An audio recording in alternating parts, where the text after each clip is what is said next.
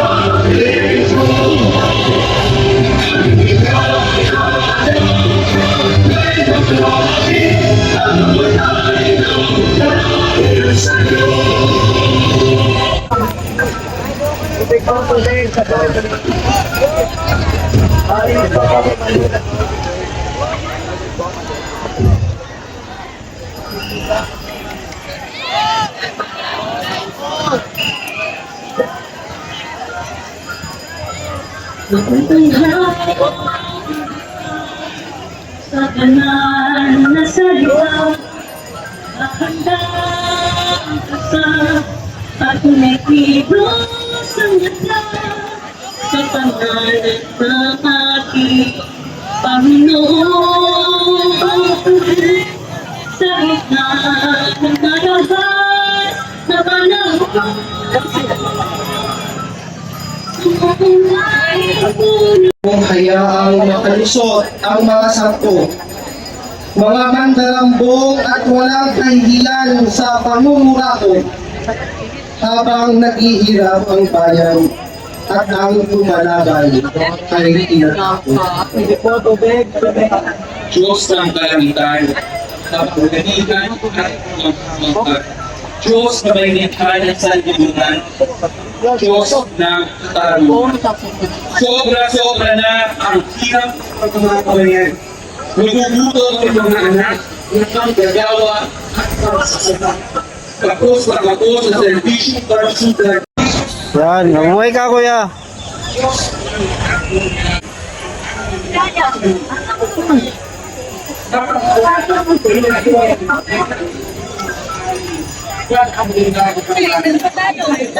Bigyan kami ng diwang mapagkaisa, panghawakan ng prinsipyo.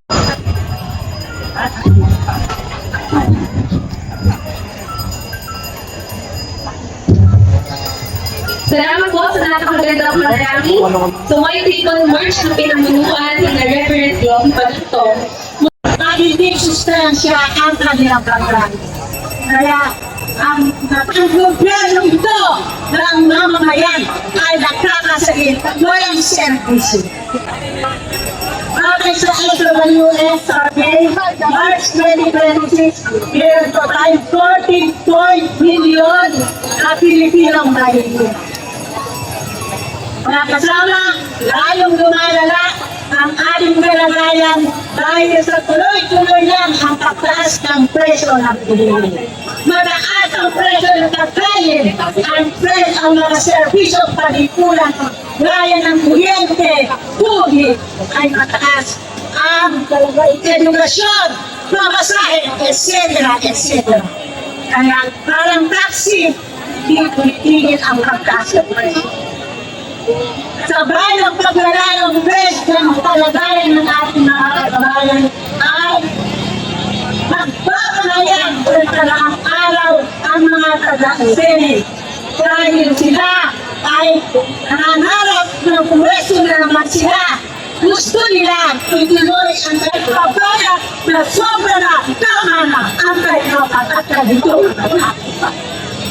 Mga kasama, alam na alam namin ang sitwasyon, kabayan, hindi tayo mabayad, hindi tayo titigil, lumaban, tumilos, at magsawa sa amin. Dahil lang, sa kalagayan niyan, hindi na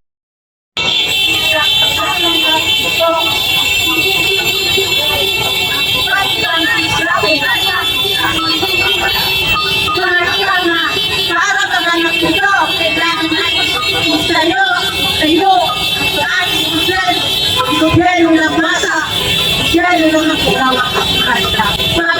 tayong lahat mabuhay at sabay sa palakas. Maraming salamat sa inyong lahat. Salamat po aming Taglor sa iyong talumpati ng daramdam nating lahat ang paghihirap ng pambayang Pilipino! Mga kababayan, ating salubungin ang ating mga kasamang riders! Sila ang ating mga riders! Sabayan natin sila ng chanting! Tulong kayo! Mga kababayan! Tulong lahat! Mga kababayan! Tulong lahat! Mga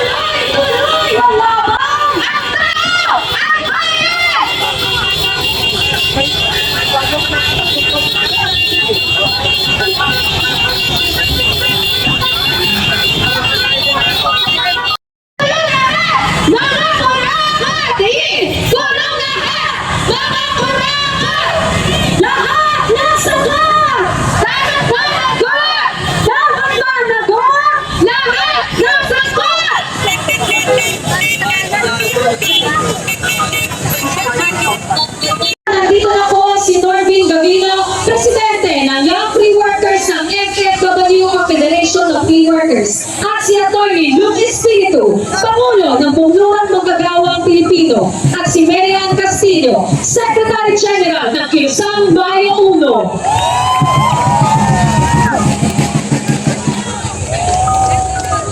Sa buong pagpugay ang pinakaabot ng Federation of Free Workers and Young Free Workers sa pagbilos ng taong bayan sa araw na ito upang ipanawagan ang malinis na pamahalaan, pagwawakas sa korupsyon at pagsumpok sa mga dinastiyang pampolitika na patuloy ng mahadlang sa tunay na demokrasya sa ating bansa. So may dumating na ibang grupo pa guys. So bat alisin ang sigaw nila. Tulong ang lipunan ay sa pinurin ng trabaho, sahod, kinabukasan at ibigyan ng gagawa. Dahil sa hirap ng buhay, dapat wala na rin ng kalidad at edukasyon. Marami sa mga kabataan ang napipilitang tumigit sa pag-aaral upang magtrabaho at tumulong sa pamilya. Ngunit maging ang pagtatapos sa pag-aaral ay hindi garantiya ng disenteng kinabukasan. Maraming kabataan ng kontraktual, mababa ang sahod, hindi regular sa trabaho. Dekadang mas mababa kaysa sa ating karatig na bansa. Ang Thailand ay 78, tayo ay 71 lang. Ang maternal mortality rate natin 80 to 100 per 100,000, samantalang yung mga kapitbahay natin wala nang 50. Nakakaawa po yun. Bakit po nagkaganon? Dahil hindi po tinutugunan at kinikilala ng gobyerno ang ating karapatang pangkalusugan. Tayo ba ay tinutulungan ng gobyerno para tustusan ang ating kalusugan?